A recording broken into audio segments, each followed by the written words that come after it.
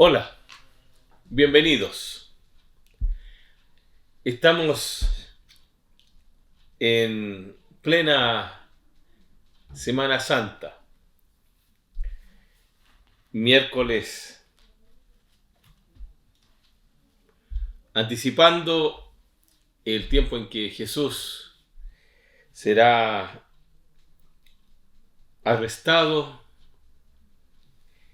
torturado, enjuiciado, condenado a muerte, sepultado y posteriormente resucitará de entre los muertos. Todo eso, un acontecimiento que ocurrió casi 2000 años atrás.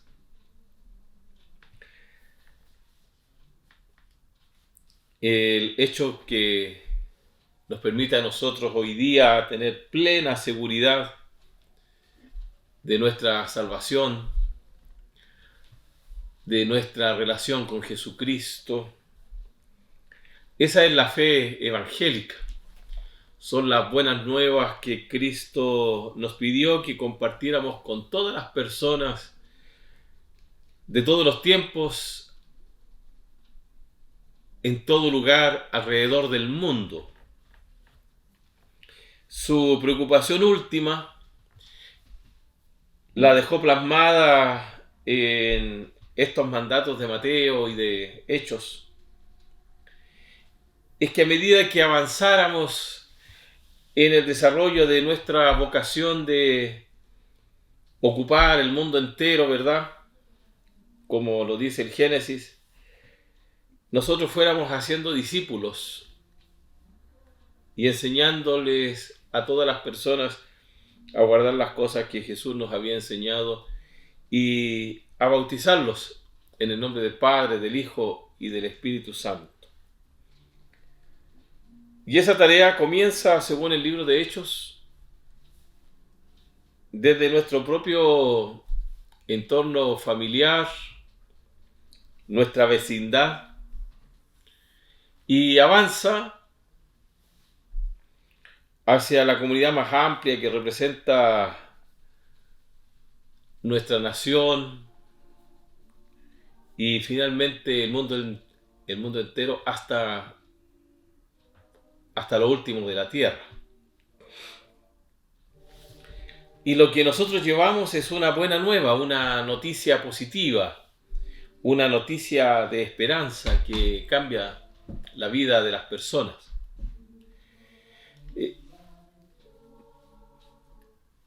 Y eso se hizo una realidad precisamente una semana como esta, como dije, hace ya casi 2000 años atrás. Yo no voy a entrar hoy día en los detalles de las fechas porque se discute seriamente la fecha en que esto se habría producido. El calendario que nosotros utilizamos precisamente marca con el nacimiento de Jesús el comienzo de la contabilidad de nuestros días. Jesús es el cero, ¿no? Ahí en Belén de Judea. Pero es una fecha convencional. Alguien se encargó de hacer los cálculos y tomando ciertas referencias históricas dijo, bueno, Jesús habría nacido en este momento y ahí se marcó el cero. Y luego a partir de eso se crea toda una tradición religiosa que se ha conservado en el cristianismo y que va sumando ciertos elementos que hoy día nos tienen a nosotros contando los años antes de Cristo, después de Cristo, en una fecha, como dije, convencional. Y esa fecha convencional dice que Jesús habría nacido en Belén, justamente en ese cero ficticio. que a los 30 años él comenzaría su ministerio profético ahí en Nazaret, en Galilea. Y ese ministerio se calcula entre 3 años y 3 años y medio.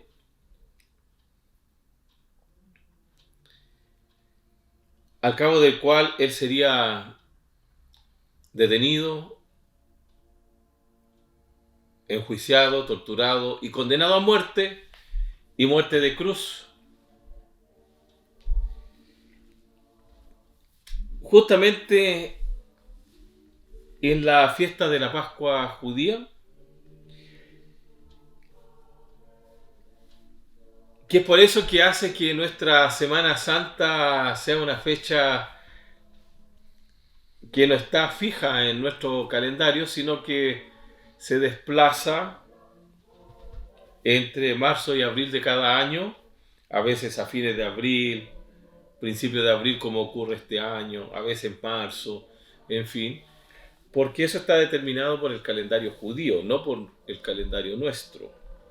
Como se sabe que es la fiesta de la Pascua y los judíos fijan su propia fiesta de Pascua, entonces en el calendario nuestro se fija entonces la Semana Santa de acuerdo con eso. Por eso es una fecha móvil. No así la Navidad, que está fijada de acuerdo a nuestro calendario y siempre es el 25 de diciembre de cada año. Que también es otra fecha, esa es una fecha simbólica. Entonces yo no voy a entrar en detalles si habría sido el año 30 o el año 29 en el que Jesús habría muerto, como dicen algunos, en el año 33 o 33 y medio, como dicen otros. Lo que a mí me interesa compartir con ustedes hoy día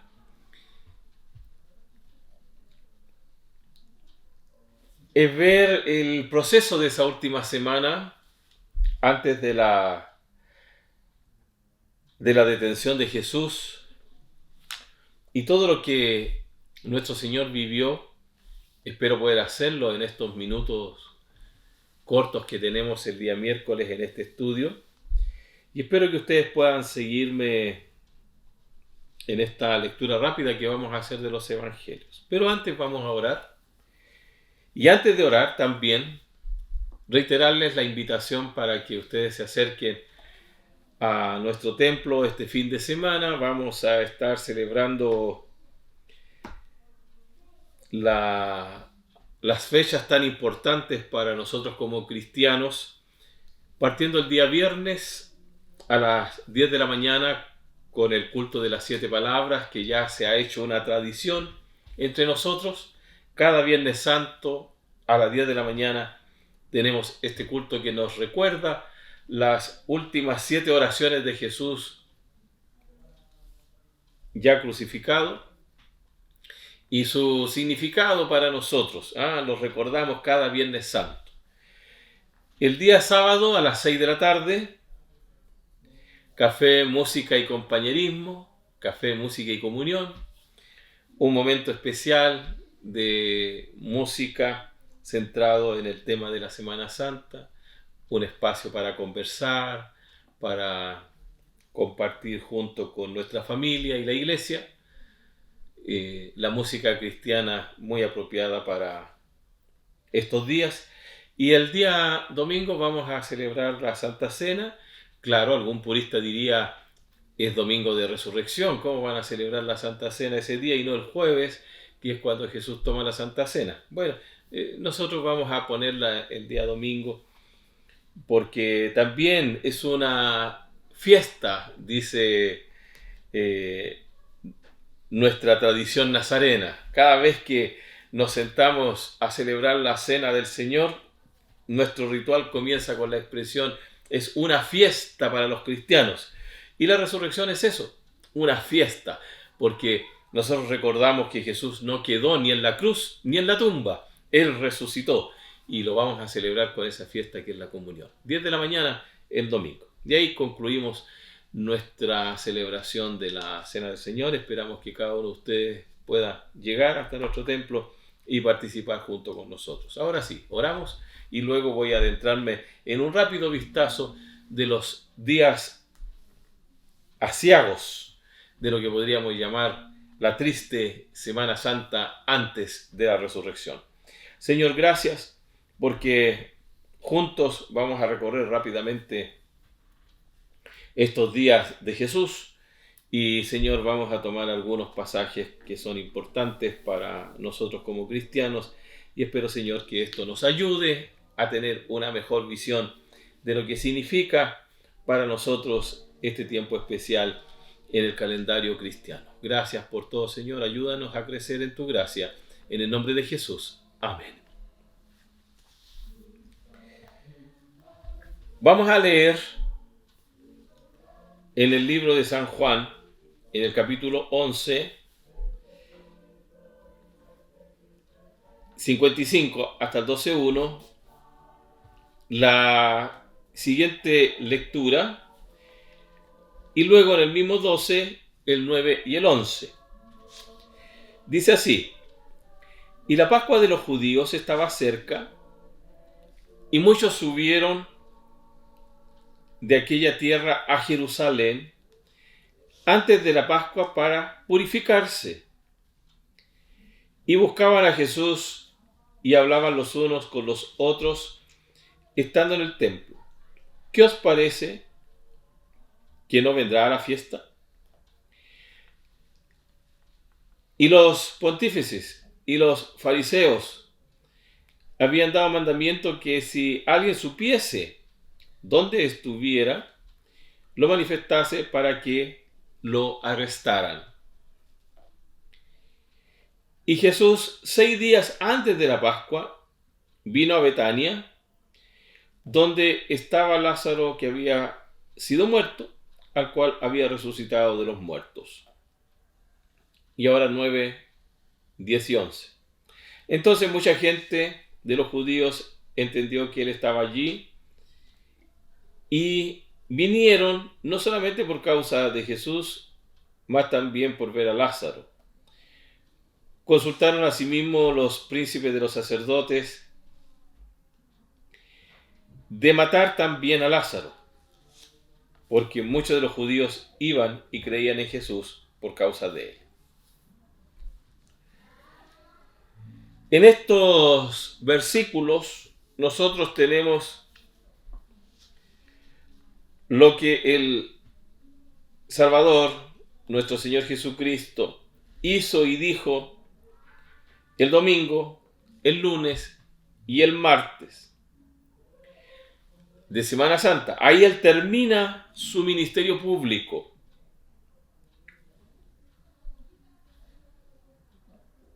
Hoy es miércoles, ayer martes. Tratemos de hacer la imaginación como si estuviéramos en Jerusalén en ese tiempo con Jesús. El ministerio público de Jesús terminó ayer. Las otras enseñanzas de Jesús las dio a sus discípulos a partir del día miércoles. Todas sus actividades públicas fueron desarrolladas desde estos días pasados hasta el martes. Y luego a partir de esos 3 días se centró únicamente en sus discípulos. Así es que ahí hay una marca que nosotros debemos considerar. Otro de los asuntos interesantes que nosotros debemos considerar al adentrarnos en el estudio de los evangelios en esta semana, resulta muy interesante saber, por ejemplo, que tanto Mateo, Marcos y Lucas dedican alrededor del 25% de todos sus escritos a la última semana de Jesús.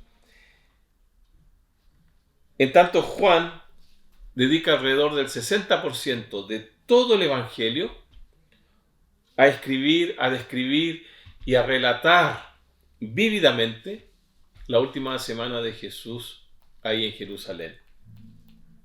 La mayor preocupación de Juan fue la última semana de Jesús en Jerusalén.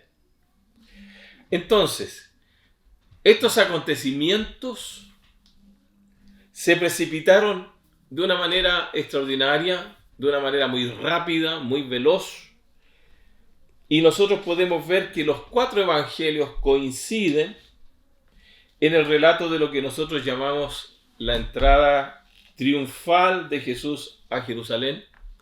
Otros lo han llamado la entrada sacrificial de Jesús a Jerusalén. Eso se celebró el domingo de las Palmas o el domingo de Ramos, muy tradicional en el mundo cristiano y especialmente en el mundo católico romano, donde los feligreses llevan pequeños ramos al templo para que el sacerdote los bendiga y ellos los guardan hasta la próxima Cuaresma, o sea, hasta dentro de un año lo guardan en sus casas como un recordatorio de esta entrada triunfal de Jesús. Los evangélicos que somos iconoclastas generalmente no hacemos esto. A veces ni siquiera decoramos nuestros templos con palmas o con ramas de olivo. Pero el día domingo, de una manera muy espectacular, Jesús entra a Jerusalén como un rey y los 4 evangelios, Mateo, Marcos, Lucas y Juan, relatan este hecho. Lo interesante del relato de la entrada triunfal es el reconocimiento tácito de Jerusalén y el reconocimiento profético de que Jesús es rey. Él entra como el rey de Israel a Jerusalén y es reconocido de esa forma por todo el pueblo que estaba presente en ese momento. Y eso marca realmente un punto de inflexión en lo que proféticamente nosotros reconocemos como la realeza de Jesucristo como hijo de David. Recordemos que especialmente en el libro de Mateo se deja muy claramente establecido de que Jesús viene del linaje de David, por tanto él puede reclamar el trono de Israel. Y aquí, en este punto, en esta entrada triunfal, como es que así lo conocemos, o esta entrada sacrificial, Jesús está tomando esa posición. Luego de esta entrada tan apoteósica, uno de los momentos más difíciles de poder entender desde el punto de vista exegético es que Jesús hace 2 cosas que son muy llamativas y que tienen que ver con simbolismos propios de la nación de Israel. Primero, él maldice una higuera que no tenía frutos, en una época en que no tendría por qué tener frutos. En nuestras Biblias más tradicionales, el subtítulo es Maldición de la higuera estéril. Y uno lee y es difícil de entender por qué Jesús maldice un árbol que no tiene por qué dar fruto en esa época. Tal vez alguien le dijo que no había dado fruto nunca, tal vez él tiene alguna información que nosotros no conocemos. Y la única forma de entender eso es que la higuera es símbolo de Israel y que él estaría dejando un mensaje respecto a la forma en que Israel podría ser tratada precisamente por su incredulidad. Hay varias posturas respecto a cómo debe entenderse la higuera estéril. Incluso es un llamado para la iglesia en su falta de compromiso con la misión, con la evangelización del mundo. Puede ser un llamado personal incluso a un creyente que no está dispuesto a consagrar su vida al Señor y permitirse este servicio santo que cada uno de nosotros le debe al Señor.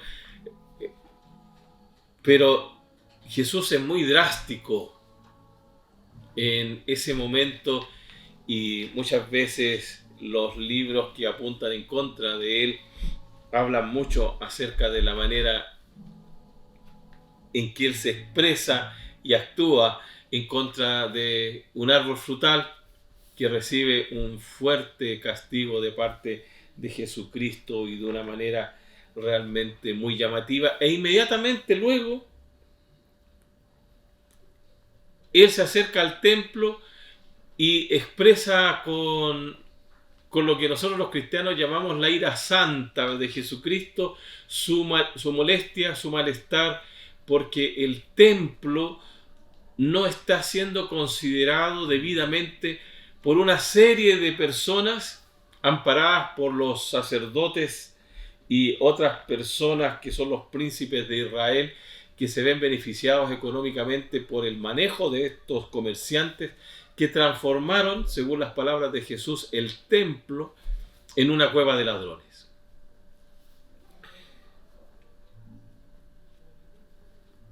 En realidad, el templo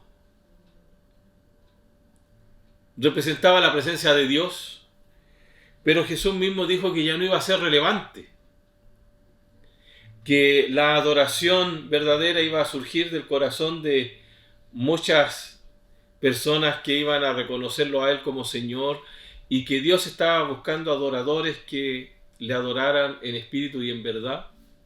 Entonces la única manera de entender esto era la violación a los preceptos de la ley, que obviamente reconocían que el templo era un lugar santo, santísimo diríamos, porque representa la figura de Dios gobernando el pueblo de Israel, y eso estaba siendo vulnerado, estaba siendo violado y estaba siendo transformado en un medio para beneficio personal de unas pocas personas.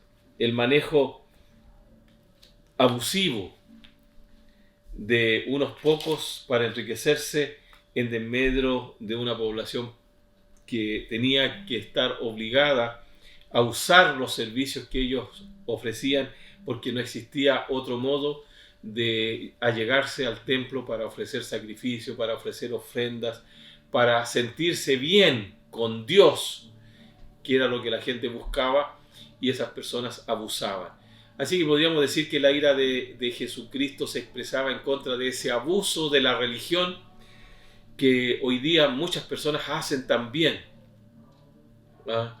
Los poderes fácticos de las iglesias, esos personeros que abusan de la fe de la gente común para aprovecharse y enriquecerse a costa de la humildad, de la fe sincera de muchas personas que creen en esos pseudo mediadores de la gracia de Dios, sin entender de que Dios puede ser alcanzado individualmente por cada uno de nosotros de una manera particular, personal, y que Dios responde las oraciones de todos nosotros y que no hay medios mecánicos para la fe de las personas.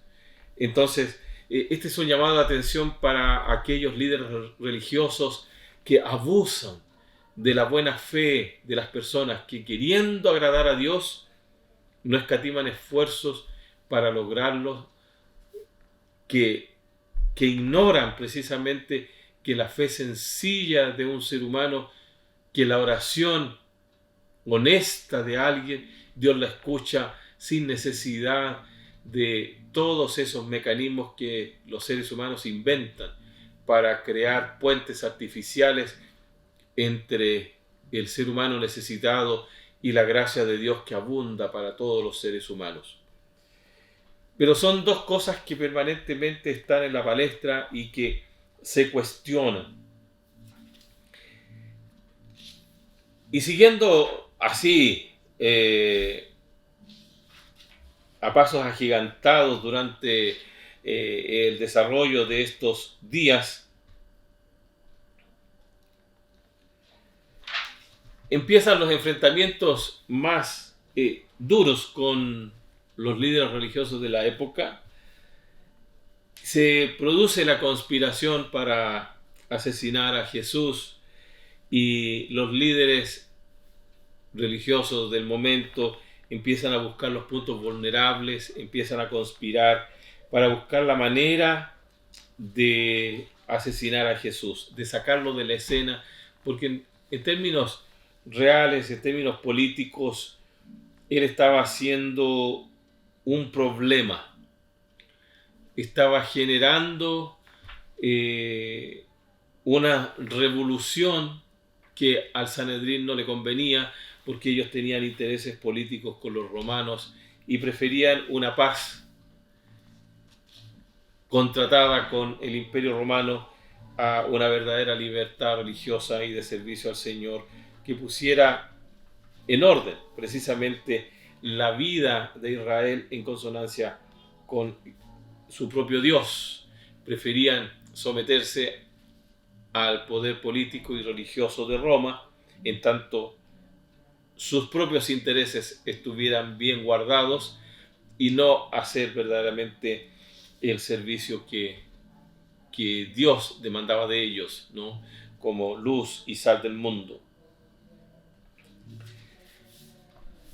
Entonces hay cuestiones que se empiezan a producir con los líderes religiosos y finalmente todas estas agrupaciones religiosas de Israel, los fariseos, los herodianos, los saduceos, se unen contra un enemigo común, porque el enemigo de mi enemigo es mi amigo.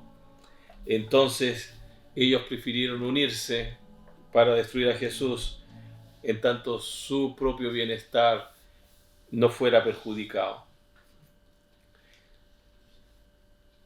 En estos pocos días empieza a gestarse la conspiración para asesinar a Jesús.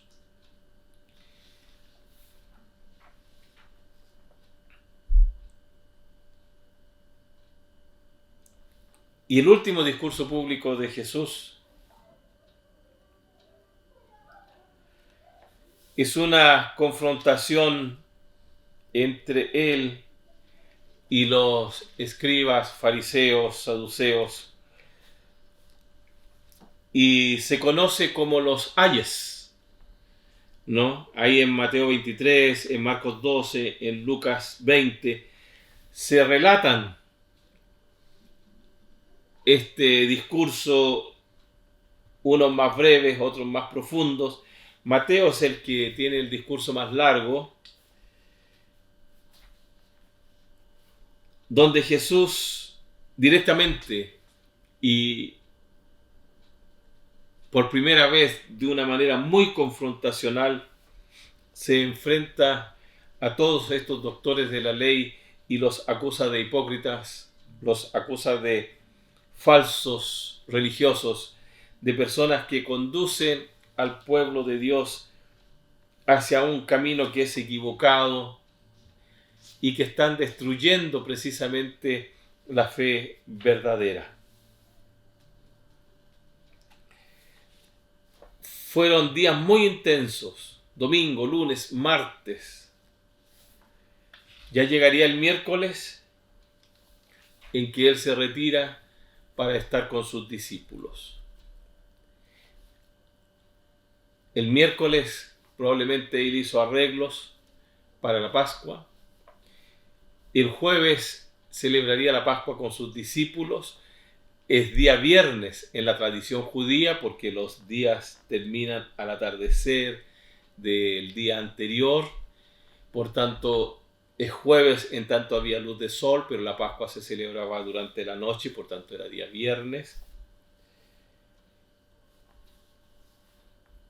Allí, después de celebrar la Pascua con sus discípulos, cantar, van hasta el Monte de los Olivos, donde Jesús ora de una manera muy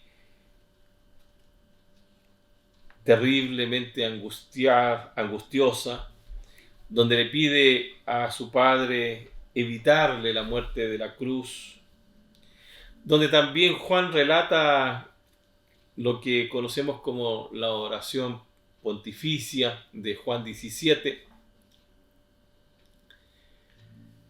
Después de que Jesús alcanza la victoria, vienen los sacerdotes del templo, acompañados por algunas personas y otros soldados romanos, arrestan a Jesús y comienza todo el proceso del juicio, la tortura y la condena de Jesús, que finalmente durante la mañana del día viernes terminará con su crucifixión, una rápida sentencia, una rápida ejecución de esa sentencia crucificando a Jesús, y una rápida muerte también, al punto que hasta los soldados estaban asombrados de que Jesús hubiera muerto tan temprano. Y finalmente, antes de que caiga la noche, donde comenzaba el sábado judío, Jesús es sepultado en una tumba de José de Arimatea. Pasará el día sábado y el domingo por la mañana Jesús resucitaría. La Semana Santa, que comienza con la entrada triunfal de Jesús, o la entrada sacrificial de Jesús a Jerusalén, termina ese sábado y el domingo comienza una nueva etapa en la vida de la humanidad. Jesús resucita y junto con su resurrección todo cambia para el ser humano. Una nueva vida, una nueva esperanza, una nueva noticia, una buena noticia. En Jesucristo podemos alcanzar salvación. Tú, yo, todos nosotros.